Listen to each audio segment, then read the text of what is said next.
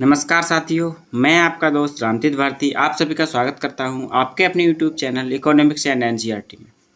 मैं उम्मीद करता हूं आप सभी लोग बहुत अच्छे होंगे और आपकी तैयारी बहुत अच्छे से चल रही होगी। तो साथियों, आज से हमारा की पॉइंट कोर्स स्टार्ट होगा। ठीक है, आज से हमारा की पॉइंट कोर्स स्टार्ट होगा। ठीक है, इससे पहले हम क्रैश कोर्स आपको करा चुके हैं। ठीक है, क्रैश कोर्स हम कंप्लीट कर चुके हैं। अगर आपको क्रैश कोर्स की हमारी क्लास देखनी है तो हमारे चैनल पर जाकर आप प्लेलिस्ट मैंने इसकी बना दी है क्रैश कोर्स की, आप वहां जाकर क्रैश कोर्स को देख सकते हैं।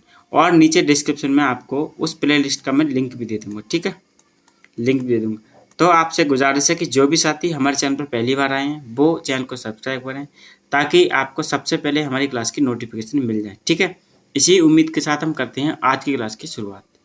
तो साथियों, सबसे पहले हम बात करेंगे स्वर्ण युग के बारे में। किसके बारे में? स्वर्ण युग के बारे में। स्वर्ण युग की जो संकल्पना है या स्वर्ण युग का जो कॉन्सेप्ट है, ये हमें दिया था श्रीमती जॉन रॉबिन्सन ने। किसने दिया था? श्रीमती जॉन रॉबिन्सन ने।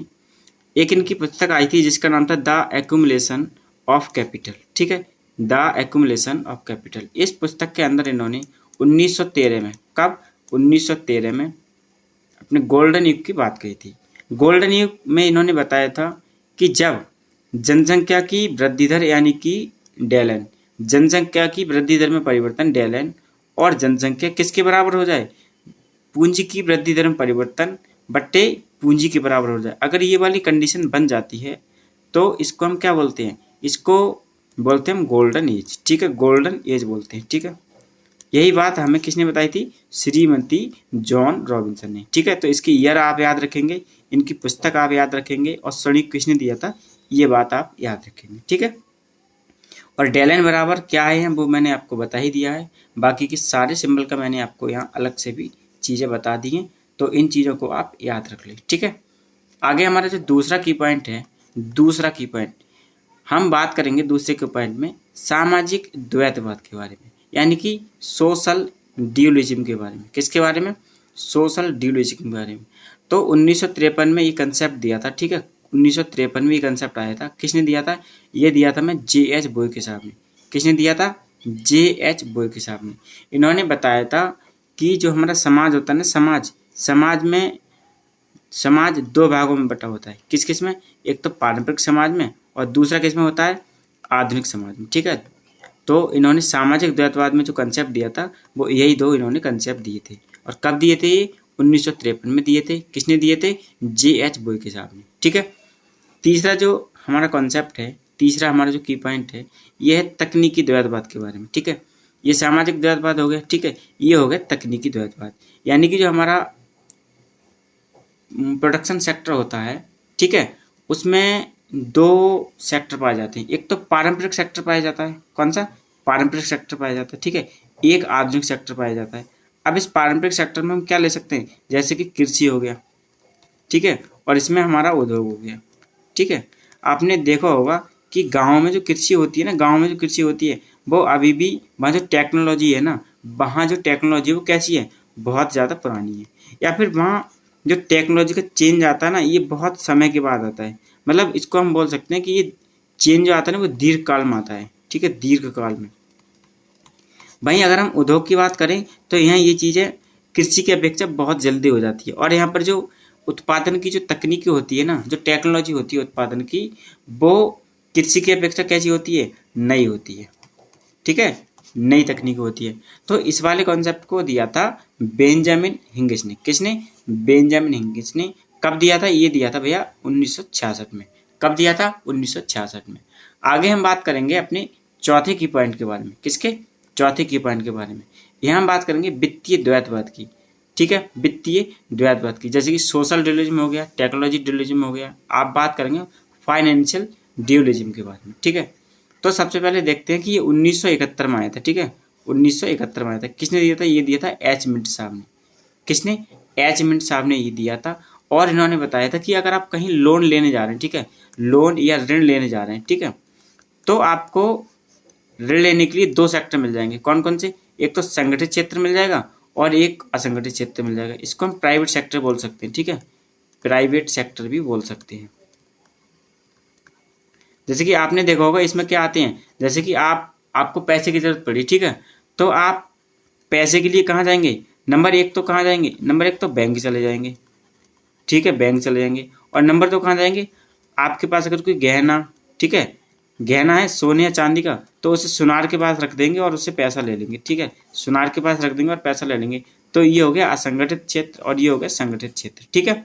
समझ में आ गई कंसेप्ट? 1971 में किसने दिया था?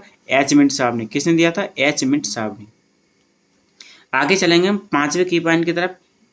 पूर्ण निरपेक्ष लागत, पूर्ण निरपेक्ष लागत या फिर पूर्ण लागत सिद्धांत या फिर निरपेक्ष लागत सिद्धांत। कौन सा? पूर्ण लागत सिद्धांत या फिर निरपेक्ष लागत सिद्धांत, ठीक है। दोनों अगर क्वेश्चन आ जाए कि निरपेक्ष लागत सिद्धांत किसने दिया था, तो भैया एडम स्मिथ ने दिया था। और आ जाए कि पूर्ण लागत सिद्धांत किसने दिया था, तो ये भी एडम स्मिथ साहब ने दिया था। एक ही सिद्धांत के दो नाम, ठीक है। तो आपको यहाँ कन्फ्यूज होने की बिल्कुल भी जरूरत नहीं है। आगे हम चलेंगे अपने 6वें की पॉइंट की तरफ, 6ठे की पॉइंट की तरफ। तुलनात्मक लागत सिद्धांत। तुलनात्मक लागत सिद्धांत का जो कॉन्सेप्ट है ये हमें दिया था डेविड रिकॉर्डो साहब ने। किसने? डेविड रिकॉर्डो साहब ने, ठीक है। ये चीज आपको याद रखनी है, ठीक है। यानी कि पूर्ण या निरपेक्ष लागत सिद्धांत एडम स्मिथ साहब ने दिया और तुलनात्मक लागत सिद्धांत जो था वो हमें डेविड रिकॉर्डो साहब ने दिया, ठीक है। आगे हम बात करेंगे नंबर 7, 7वीं की पॉइंट के बारे में। अंतर्राष्ट्रीय व्यापार का आधुनिक सिद्धांत, ठीक है। अब इस सिद्धांत के देखो कितने नाम है। हेक्सर होलन का सिद्धांत, फैक्टर एंडाउनमेंट का सिद्धांत, ये एंडाउनमेंट, ठीक है, एंडाउनमेंट, ठीक है, एंडाउनमेंट सिद्धांत, कारक अनुपात सिद्धांत। देखो एक सिद्धांत के इतने सारे नाम हैं, ठीक है, आपसे कुछ भी पूछ सकता है, तो वहां आपको कंफ्यूज नहीं होना है। ये हेक्सर ओलिन का ही सिद्धांत है, ठीक है। ये हेक्सर ओलिन सिद्धांत के ही अलग अलग नाम है, चाहे वो फैक्टर एंडाउनमेंट हो, चाहे वो कारक अनुपात सिद्धांत हो, चाहे वो अंतर्राष्ट्रीय व्यापार का आधुनिक सिद्धांत हो, ठीक है। और ये कब दिया था इन्होंने? ये दिया था भैया 1920 में। कब दिया था? 1920 में, ठीक है। तो ये चीज आपको याद रखनी है। आगे हम बात करेंगे गतिशील तुलनात्मक लागत सिद्धांत। जैसे कि अभी पीछे क्या पढ़ा हमने? वहां पढ़ा हमने तुलनात्मक लागत सिद्धांत, सिर्फ तुलनात्मक लागत सिद्धांत किसने दिया? डेविड रिकॉर्डो साहब ने। लेकिन अगर आ जाए कि गतिशील तुलनात्मक लागत सिद्धांत किसने दिया, तो भैया ये दिया था रोजर डब्ल्यू क्लेन ने। किसने दिया था? रोजर डब्ल्यू क्लेन ने, ठीक है। तो ये चीजें आपको थोड़ा थोड़ा अंतर है, ये चीजें आपको ध्यान रखनी है क्योंकि एग्जाम में आप कंफ्यूज हो सकते हैं, ठीक है। और मैं आपको ऑप्शन दोनों मिलेंगे, तो आपने अगर ध्यान से क्वेश्चन पेपर को नहीं पढ़ा तो हो सकता है कि वहां पर आप डेविड रिकॉर्डो लगाएं, ठीक है। तो इन चीजों को बहुत ध्यान से देखना है। आगे नंबर 9, ठीक है, 9वां की पॉइंट हमारा देश समानता सिद्धांत, ठीक है। देश समानता सिद्धांत, इसके भी दो नाम है। इसको अतिव्यापी मांग का सिद्धांत भी कहते हैं या फिर देश समानता सिद्धांत कहते हैं। ये 1961 में दिया था। किसने दिया था? 1961 में दिया था। किसने दिया था? ये दिया था लिंडर साहब ने। किसने? लिंडर साहब ने दिया था 1961 में, ठीक है। नंबर 10 हमारा जो सिद्धांत है, नंबर 10 जो हमारा की पॉइंट है उत्पादक जीवन चक्र सिद्धांत, ठीक है। उत्पादक जीवन चक्र सिद्धांत। आप हमें कमेंट में बताएंगे कि जीवन चक्र सिद्धांत किसने दिया था, ठीक है। जीवन चक्र परिकल्पना किसने दी थी, ठीक है। जीवन चक्र परिकल्पना किसने दी थी, ये हमें आप कमेंट में बताएंगे, ठीक है, ये वाली चीज। अब हम बात करेंगे उत्पादक जीवन चक्र सिद्धांत या उत्पाद चक्र सिद्धांत। दोनों एक ही सिद्धांत के नाम है। ये 1966 में दिया था। 1966 में किसने दिया था? रेमंड बर्नौन साहब ने दिया था। किसने दिया था? रेमंड बर्नौन साहब ने हमें दिया था। आगे हम बात करेंगे नंबर 11वें की पॉइंट की, ठीक है, ग्रेविटी मॉडल सिद्धांत, ठीक है। क्या? ग्रेविटी मॉडल सिद्धांत, या इसका दूसरा नाम है आकर्षण का सिद्धांत, आकर्षण सिद्धांत, ठीक है। ये 1962 में दिया था। किसने दिया था 1962 में? जॉन टिनवर्जन ने। किसने दिया था? जॉन टिनवर्जन ने 1962 में। क्या? ग्रेविटी मॉडल सिद्धांत या फिर इसको हम बोलते हैं आकर्षण सिद्धांत, ठीक है। प्रस्ताव वक्र का जो कॉन्सेप्ट है, 12वां की पॉइंट है हमारा ये। प्रस्ताव वक्र का जो कॉन्सेप्ट है यानी कि ऑफर कर्व। क्या? ऑफर कर्व, इसे हम क्या बोलते हैं? Offer curve. ऑफर कर्व का जो कॉन्सेप्ट है ये मार्शल और एजवर्थ ने दिया था। मार्शल और एजवर्थ ने दिया था हमें, ठीक है। मार्शल और एजवर्थ ने प्रस्ताव वक्र का कॉन्सेप्ट दिया था, ठीक है। नंबर 13वां की पॉइंट है हमारा क्रय शक्ति समता सिद्धांत। कौन सा? क्रय शक्ति समता सिद्धांत। ये हमें दिया था गुस्ताव कैसल ने। किसने दिया था? गुस्ताव कैसल ने, ठीक है। आगे हम बात करेंगे अपनी सबसे पुराना व्यापार सिद्धांत। तो सबसे पुराना जो व्यापार सिद्धांत है वो व्यापारिकता का सिद्धांत कहलाता है। ठीक है, व्यापारिकता का सिद्धांत जो है वो सबसे पुराना व्यापार सिद्धांत कहलाता है, यानी कि theory of mercantilism. Theory of mercantilism ये क्या कहता है? ये कहता है कि एक देश जो व्यापार करता है ना, अंतर्राष्ट्रीय व्यापार करता है, वो सोना चांदी कमाने के लिए करता है। किसके लिए करता है? सोना चांदी कमाने के लिए करता है। ये किसके अकॉर्डिंग है? ये है व्यापारिकता का सिद्धांत के अकॉर्डिंग। नंबर 15 हमारा की पॉइंट है कि राष्ट्रीय प्रतिस्पर्धात्मक लाभ का सिद्धांत। राष्ट्रीय प्रतिस्पर्धात्मक लाभ का सिद्धांत, इसको हम दूसरे नाम से जानते हैं डायमंड मॉडल के नाम से। ठीक है, और ये दिया था पोर्टर डायमंड ने। ठीक है, इन्हीं के नाम पर इसका सिद्धांत का क्या नाम रखा गया? Diamond model. ठीक है, राष्ट्रीय प्रतिस्पर्धात्मक लाभ का सिद्धांत इसका दूसरा नाम है। ठीक है, ये क्या कहता है कि सबसे सस्ता उत्पाद बनाओ। क्या करो? सबसे सस्ता उत्पाद बनाओ। ठीक है, आगे हम बात करेंगे अपने 16वें की पॉइंट के बारे में। किसके? 16वें की पॉइंट के बारे में। आय अवशोषण सिद्धांत, इनकम एब्जॉर्प्शन अप्रोच। ये हमें 1952 में दिया था। किसने दिया था? सिडनी अलेक्जेंडर साहब ने।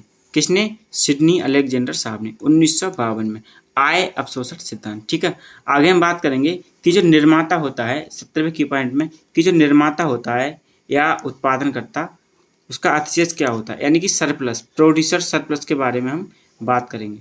तो देखो, ये सप्लाई कर्व हमारा, ठीक है, ये वाला, ये सप्लाई कर्व है, ये हमारा डिमांड कर्व है। ठीक है, तो ये जो है ना, ये वाला जो अवस्था है, इसको मान लो P मान लो, इसको P1, इसको P2, ठीक है, इसको Q मान लो। ठीक है, इसको हम मान लेते हैं D। ठीक है, तो जो PD और P2, ये वाला जो त्रिभुज हमारा बन रहा है ना, ये किसका सरप्लस है? ये है उत्पादनकर्ता का सरप्लस। ठीक है, उत्पादनकर्ता का सरप्लस।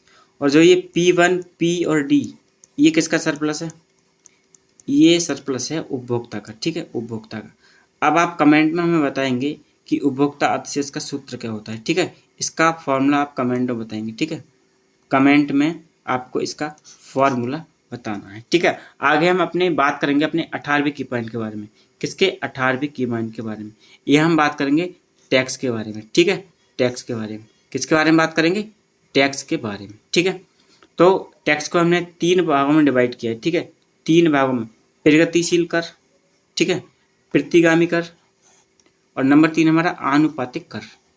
ठीक है, इसको हम बोलते हैं प्रोग्रेसिव टैक्स, इसको हम बोलते हैं रिग्रेसिव टैक्स, इसको बोलते हैं प्रोपोर्शनल टैक्स। अब इसमें क्या होता है, अगर प्रगतिशील कर है तो जैसे कि अगर किसी व्यक्ति की आय कितनी है, आय मान लो 10,000 है। ठीक है, तो वहाँ पर कर कितना लगेगा? 10% लगेगा। ठीक है, अब जैसे ही इसकी आय बढ़ गई, जैसे ही इसकी आय 10 से 20,000 हो गई, तो वहाँ टैक्स कितना हो जाएगा? 20% हो जाएगा। ठीक है, ये केवल एक एग्जाम्पल है, बाकी कंडीशन थोड़ी चेंज भी हो सकती है। ठीक है, ऐसा नहीं है कि 20,000 हो जाएगी तो 20% लगे, 16, 17, 18 कुछ भी लग सकता है।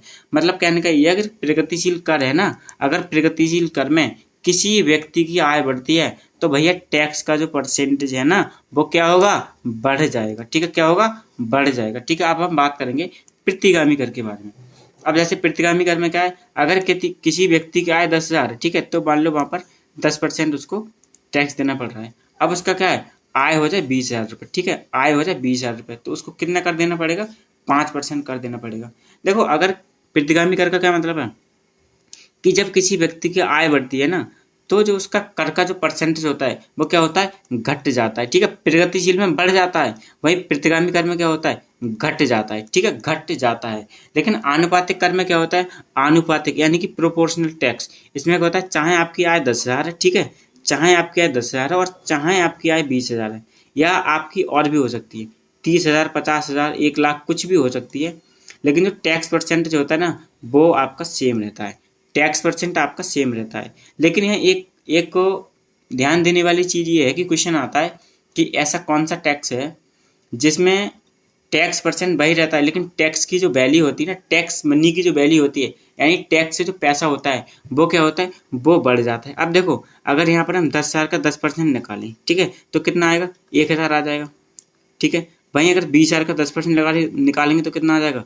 2,000 आ जाएगा। देखो, यहाँ पर जो टैक्स की जो वैल्यू है ना, वो क्या है? टैक्स का परसेंटेज तो सेम है, लेकिन टैक्स की जो मनी है, जो स्पेंड ज़्यादा हो रहा है, वो क्या हो रहा है? बढ़ रहा है, ठीक है, बढ़ रहा है, ठीक है।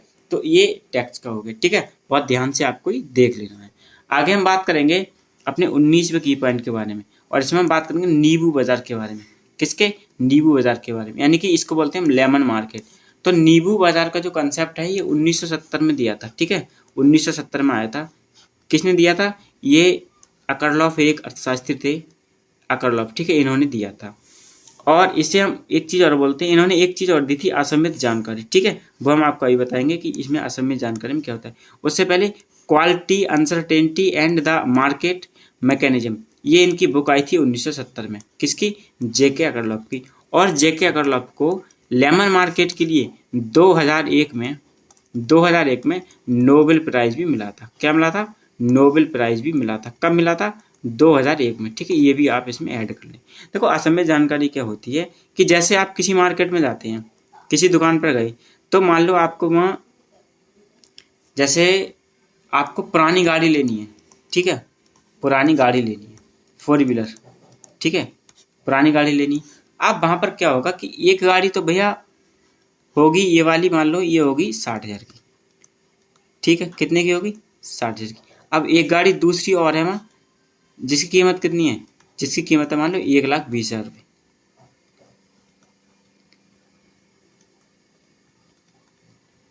इसकी कीमत कितनी है? इसकी कीमत है भाई साहब 1,20,000 रुपये, ठीक है, 1,20,000 रुपये। अब आप कहेंगे उससे, या फिर ये कीमत कुछ कम है थोड़ी, इसको थोड़ा बढ़ा लेते हैं हम, ठीक है, थोड़ा बढ़ा लेते हैं।